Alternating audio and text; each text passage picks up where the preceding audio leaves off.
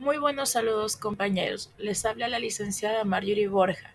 Hoy vamos a presentar la clase de los estados de la materia que es en la materia de ciencias naturales para los niños de tercero de básica. A continuación vamos a presentar un pequeño objetivo de lo que se quiere lograr en la clase, que es que los niños comprendan los diferentes estados de la materia y sus características, en los cuales los principales están los que son sólido, líquido y gaseoso. Por ejemplo, el sólido tiene una forma y volumen constante. En cambio, el líquido no tiene forma fija, pero sí volumen.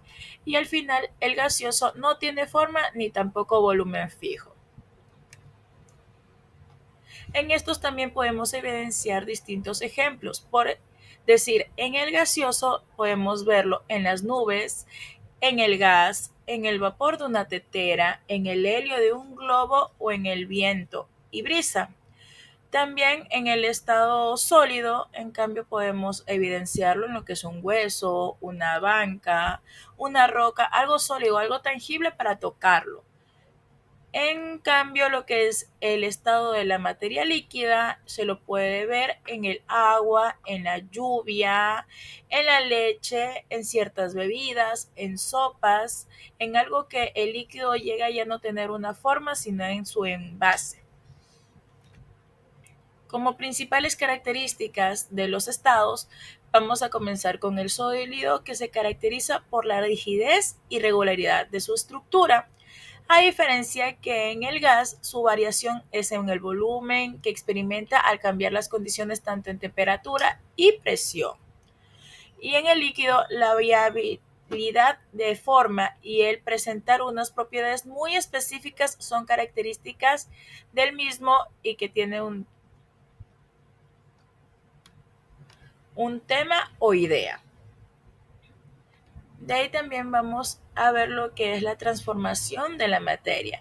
En sí podemos comenzar que es como al inicio de una fusión, por ejemplo, de sólido a líquido. En el cambio de temperatura podemos evidenciar que el hielo, que es sólido, empieza a derretirse y se convierte en líquido, como podemos ver en el vaso de agua. También tomando en cuenta las temperaturas del clima y otras circunstancias, puede pasar lo que es la vaporización, que pasa a su estado gaseoso. Y al regresar, podemos decir en el estado de la lluvia, por ejemplo, que cambia de gaseoso a líquido, es dicho la condensación. Y al mismo tiempo, como cuando nosotros ponemos unos hielos o un helado en que al inicio es líquido, en la solidificación comienza de nuevo a estructurarse de una materia sólida. En estos también podemos dar distintos tipos de estados de la materia. Por ejemplo, primero de sólido pasa, como anteriormente lo mencioné, a la fusión y se convierte en líquido. En cambio, sólido se cambia a la sublimación y se convierte en gaseoso. En cambio, el líquido pasa a lo que es la transformación de la evaporación, se convierte en gaseoso.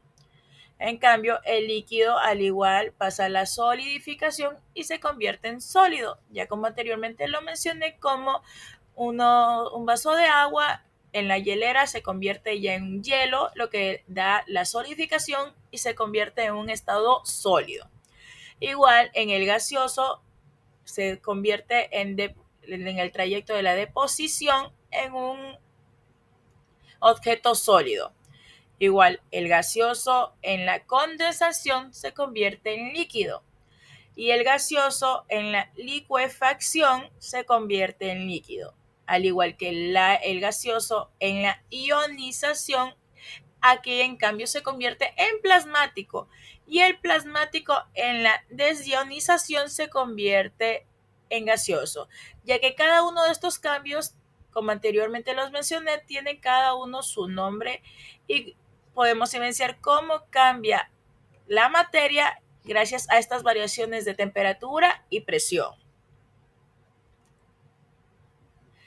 Aquí, como anteriormente mencioné, están los otros estados de la materia, que existen supersólido, cristal líquido, materia fuertemente, materia de quarks, materia degenerada y superfluido polarizatón. Como conclusión, en esto podemos decir que los tres estados de la materia, tanto sólido, líquido y gaseoso, que fueron los principales en presentar, tuvieron características unas que hacen diferencia entre sí, comprender los estados de la materia, que es una forma fundamental de aprender y comprender sobre lo mismo. De antemano agradezco por su humilde atención y les manda un saludo aquí la compañera Marjorie Lucía Borja. Gracias.